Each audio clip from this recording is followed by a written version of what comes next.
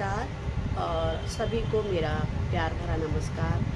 आप लोग सब ठीक होंगे, मैं भी ठीक हूँ। आशा करती हूँ कि आपके परिवार में भी सब लोग ठीक होंगे। और मैं इतने बार इसलिए बोल रही हूँ कि सब लोग ठीक होंगे और आप क्योंकि हमारे देश में इतनी बड़ी बड़ी घटनाएं हो रही हैं दिल दहलाने वाली। तो कई लोग तो ऐसी बातें सुनकर बड़े परेशान और काफ़ी बीमार हो रहे हैं, क्योंकि एक महिला के साथ इस तरीके की हरकतें हो रही हैं। हर किसी के घर में माँ बेटियां हैं, बहन हैं, तो सब इसी सोच में पड़े हुए हैं कि आखिर आगे होगा क्या, ये कब तक लड़कियों के साथ, औरतों के साथ बलात्कार हुआ करेंगे। और महिलाओं के साथ बलात्कार एक तरीके से नहीं, कई रूप में होते हैं। अगर लड़की शादी करती है तो कई जगह ससुराल वाले इतने खतरनाक हैं कि वो उतना शोषण करते हैं कि वो बलात्कार से भी बढ़कर है। जैसे कि अभी एक वीडियो वायरल हो रही है अंजू पांडे नाम की। उसके ससुराल वालों ने उसके साथ इतना बुरा किया कि उसको खाने की जगह लैट्रिन खिलाई और पानी की जगह उसकी टॉयलेट। तो ये कौन सा इंसाफ है लड़कियों के साथ। उल्टा लटका देता था धमकी करके, फिर बहनों से पिटवाता था डंडा से, लो मारो। झलुआ झिला झिला के मारते थे, सब गाना गा गा के मारते थे। पुलिस को यहाँ आके पूछना चाहिए ना, नंबर में मांगना चाहिए ना, कुछ मांग ही नहीं रहा है, जब पैसा वैसा खा के बैठ गया है। स्क्रीन पर जो लड़की देख रही है ये है अंजू पांडे। यहाँ ये बड़ी खूबसूरत लग रही है। तो उसके बाद वो खुद मरवाना स्टार्ट कर दिया अपनी फैमिली से, पूरे परिवार से, अमृता पांडे, प्रियंका से, खुशबू से, सबसे बोल दिया कि लो मारो। वो भी मारता था, पूरे परिवार ही मार देता। हम पूरा काम भी करते थे, खाना भी मिलता ही नहीं था। हम बासी सारा सब खाने के लिए तैयार थे, लेकिन वो सब भी नहीं देती थी हमें। मेरे को सुंदरी पांडे गर्म तेल फेंकते, बना लैटरिन अपना मुँह सब पिलाई खिलाई, खाना मांगे तो लैटरिन दे, पानी मांगे तो पेशाब पिलाए। अपने रहती थी उसको घोर कर पिलाई, बस उसमें पूरा रहती थे। अब जरा दूसरे विजुअल्स देखिए। लड़की की आंखें धसी हुई है और आंखों में नजर आ रहा है ढेर सारा दर्द। चेहरा फीका पड़ा हुआ है और बाल ऐसे लग रहे हैं जैसे कितने सालों से मैं कंघी नहीं गई। पहले और इस विजुअल्स में काफी अंतर नजर आ रहा है। ऐसा लग रहा है कि ये दोनों अलग अलग लड़की है, लेकिन माफ करिएगा ऐसा कुछ नहीं है। ये दोनों सेम लड़की है, यानी पहले और इस विजुअल्स में जो लड़की है उसका नाम अंजू पांडे है। बस अंतर है तो इतना कि पहली तस्वीर 7 साल पहले की है। सिर्फ हम और आप ही नहीं, इसके घर वाले भी अपनी बेटी को नहीं पहचान पाए थे। लेकिन इन 7 सालों में ऐसा क्या हुआ कि उस लड़की की ऐसी हालत हो गई। जब आप इसके पीछे की कहानी जानेंगे तो आपका इंसानियत से रहने वाली अंजू पांडे ने 7 साल पहले वाराणसी के ही रहने वाले संजय पांडे से लव मैरिज की थी। शादी के बाद 6-7 महीने तक सब कुछ अच्छा चला। उसने गलती करी शादी करके, क्योंकि उसने लव मैरिज करी थी। क्या लव मैरिज करना कोई गुनाह है? अरे नहीं, क्योंकि जो लोग गलत होते हैं वो लव मैरिज करें या अरेंज मैरिज करें, तो उन लोगों ने लड़कियों के साथ गुनाह करना है तो क्यों उन लोगों को इतनी छूट दी जा रही है। मैं तो कहती हूँ कि हमारे प्रधानमंत्री जी, हमारे उत्तराखंड के मुख्यमंत्री जी, और देखिए योगी, हमारे यूपी में योगी जी हैं, तो उनके कानून देखिए कितने। और अगर किसी ने बदमाशी करने का प्रयास किया, किसी बेटी को छेड़ने का प्रयास किया, किसी की इज्जत पे हाथ डालने का, तक राम नाम सत्य है की बात सामने आ जाएगी। रुद्रपुर में एक नर्स के साथ हुआ, क्या मतलब वो नाइट ड्यूटी नहीं कर सकती? वो भी नहीं हुआ है कि इधर उधम सिंह नगर के रुद्रपुर में नर्स के साथ उसी तरह की घटना सामने आई। बीती 30 जुलाई को रुद्रपुर के एक निजी हॉस्पिटल में काम करने वाली नर्स के साथ दरिंदगी हुई और उसका सिर कुचलकर उसकी हत्या कर दी गई। पुलिस ने आरोपी को जोधपुर से गिरफ्तार भी कर लिया है। एक रिपोर्ट आपको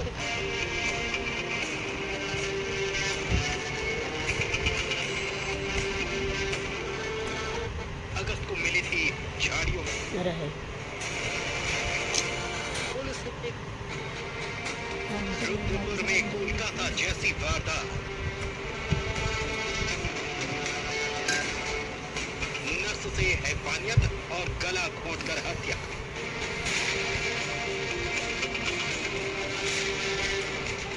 8 अगस्त को मिली थी झाड़ियों में लाश।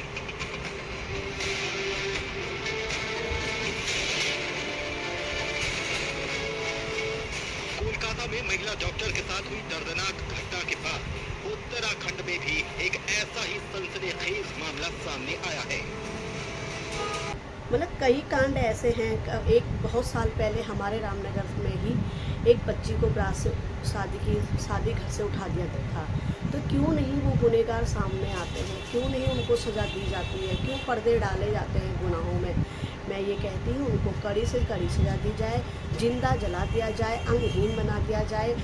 एक आज़ाद नहीं रह सकती, क्यों उसके साथ ऐसा किया गया? क्योंकि गलती किसकी है? गलती हमारे कानून तगड़े नहीं है उसकी है। क्योंकि अगर ऐसे करने वालों को तुरंत ही मार दिया जाए, तुरंत ही अंगहीन बना दिया जाए, तो कभी किसी की दोबारा हिम्मत नहीं होगी। क्योंकि उनको तो कोई राजनीति के बल पर छोड़ देता है, कोई पैसों के बल पे छोड़ देता है। वो दोबारा बाहर निकल के उसे गुनहे को दोबारा बढ़कर करते हैं। अभी एक के साथ क्या है, कल को 4 के साथ करेंगे। तो क्यों नहीं उन्हें पहले ही जड़ से नष्ट कर दिया जाए? मैं आपसे रिक्वेस्ट बार बार करती हूँ अपनी सरकार से कि इसके बारे में आप एक बार ज़रूर सोचें। ऐसे कड़े से कड़े नियम बनाइए जिससे कि महिला आज़ाद घूम सके।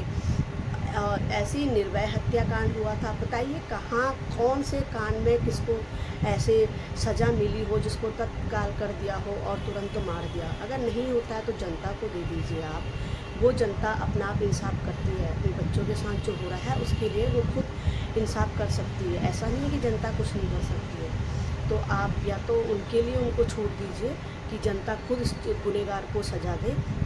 और इसी तरीके से अंकिता हत्याकांड हुआ, को दिखाती हूँ, अपनी जनता को दिखाती हूँ। तो ऐसे कानून आप लोग क्यों नहीं बनाते हो?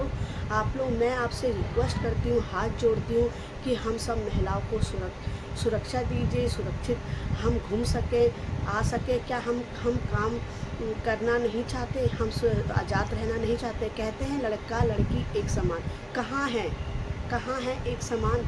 मुझे तो लगता है शायद जो लड़कियां पैदा ही नहीं होने दे रहे हैं तो बहुत अच्छा कर रहे हैं। क्योंकि ऐसे हालात देख के और मतलब कि इतना दुख होता है कि आंसू रुकने को तैयार नहीं है। अभी रक्षाबंधन के टाइम पर ही हमारे उत्तराखंड में एक ताऊ ने एक भतीजी के साथ गलत किया।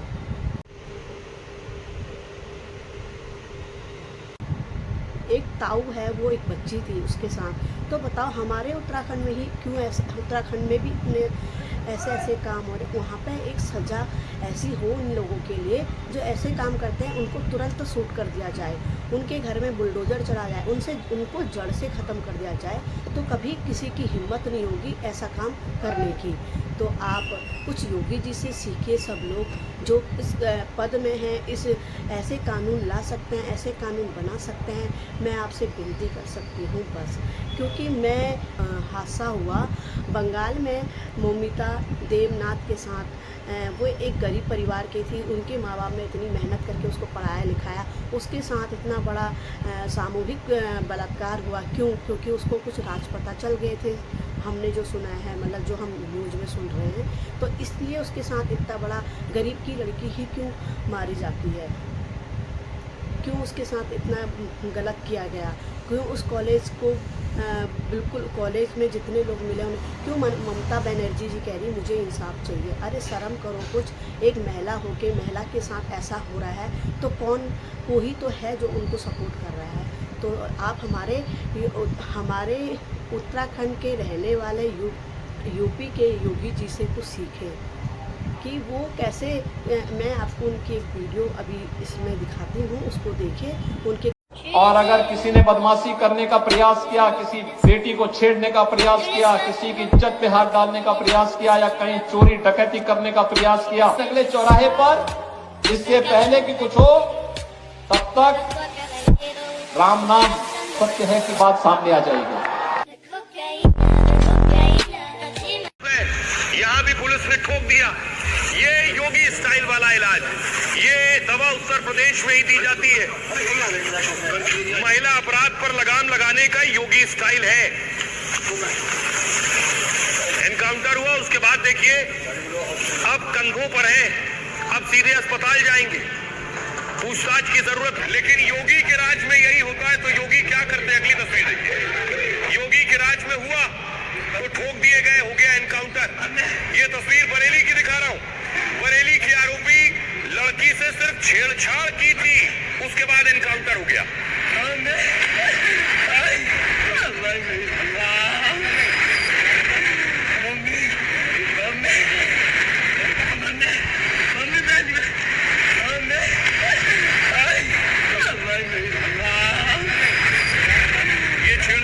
ये छेड़छाड़ के बाद हो रहा है। लड़की से छेड़छाड़ की और अब देखिए एनकाउंटर हो गया, ठोक दिए गए यूपी में। बरेली की तस्वीर है ये। में देखिए 20 जुलाई 2024 गोरखपुर में पंजाब की युवती से गैंगरेप के आरोपी का एनकाउंटर हुआ। फायरिंग में एक गिरफ्तार, 2 आरोपी ने खुद सरेंडर कर दिया था। 20 जुलाई को ही फर्रुखाबाद में 4 साल की मासूम से रेप के आरोपी का एनकाउंटर हो गया। आरोपी पर 25,000 का इनाम घोषित था। यह है योगी स्टाइल में इलाज। और ऐसा नहीं है कि केवल आम लोगों का ऐसा इलाज हो रहा है, जो खास के खास है, खासम खास, उनका भी यही होता है। ये देख रहे हैं लखनऊ की तस्वीर है, आपने देखा होगा, बैग टच वाला आरोपी। इसके बाद पता चला इसमें योगी ने कुछ नाम लिए जिस पर अखिलेश को आपत्ति थी। अगली तस्वीर देखिए जरा। रुद्रपुर में एक नर्स के साथ हुआ। क्या मतलब वो नाइट ड्यूटी नहीं कर सकती, वो एक आज़ाद नहीं रह सकती? क्यों उसके साथ ऐसा किया गया?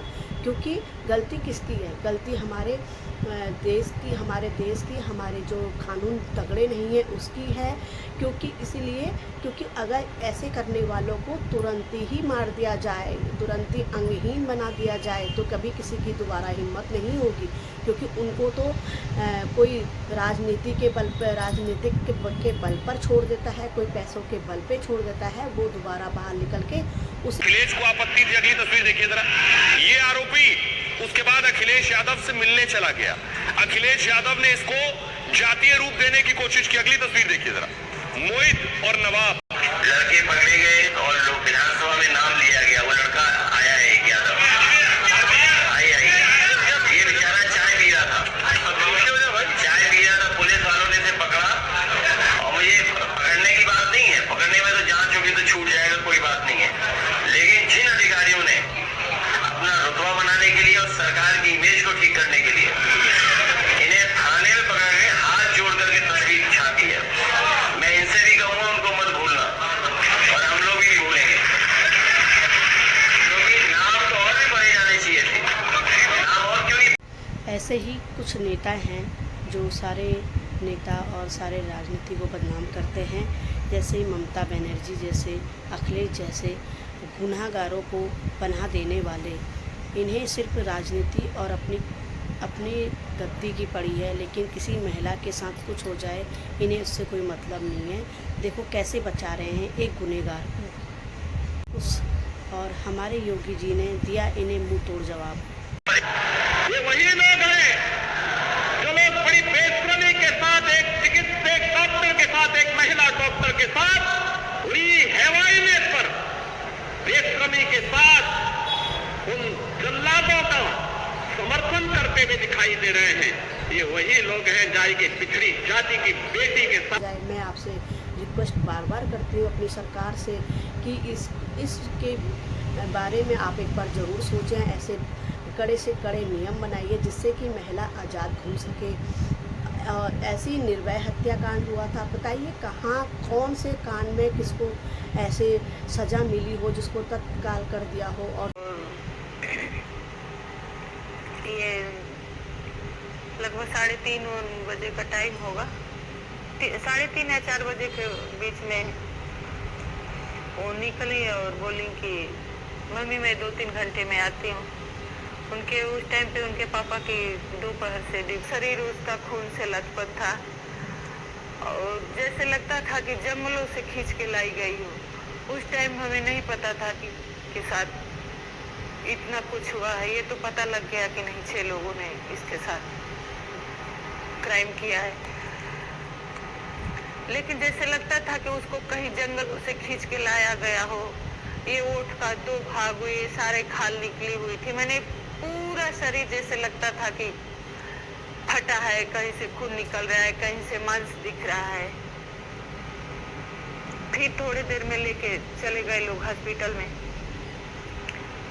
और ऑपरेशन जो हमारे अंदर 20-22 फुट की आंत होती है, 1 फुट भी साबुत अंदर नहीं। तुरंत मार दिया। अगर नहीं होता है तो जनता को दे दीजिए आप।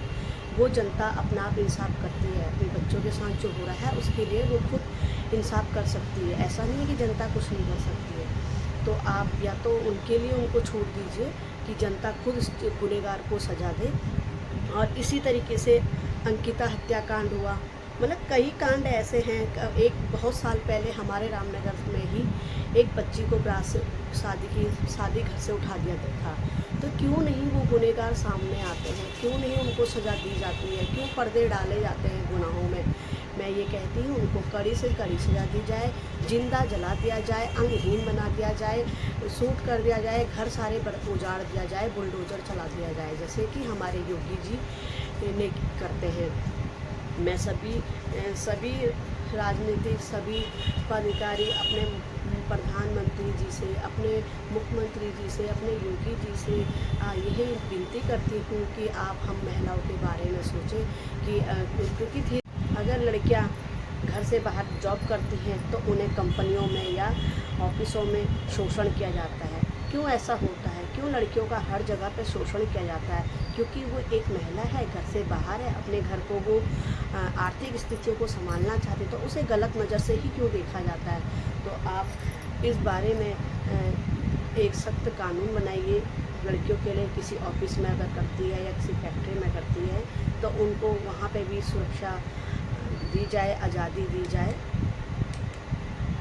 मैं ये नहीं कहती कि हर ऑफिस में ही शोषण होता है या हर लड़के ही गलत होते हैं, लेकिन जो होते हैं तो उन्हें जड़ से मिटाया जाए। बस मैं यही कहना चाहती हूँ। चाहे वो अगर ससुराल में इस तरीके की नशे के खिलाफ भी एक्शन लिया जाए, जिससे कि छोटे से छोटे बच्चे बर्बाद हो रहे हैं, छोटे से छोटे बच्चे बलात्कार कर रहे हैं, जिन्हें कुछ ज्ञान नहीं है कि हम किस ओर जा रहे हैं, हमारा भविष्य क्या है। जैसे चरस, गारा, इंजेक्शन, शराब, कई तरह के नशे हैं जो बच्चे कर रहे हैं, नशे में लिप्त हैं, और ये नशे के आड़ में ही गंदे काम हो रहे हैं। अगर नशे में नकेल कसी जाए, नशे में अगर रोक लगाए जाए तो इससे भी हमारी महिलाएं काफ़ी सुरक्षित रहेंगी।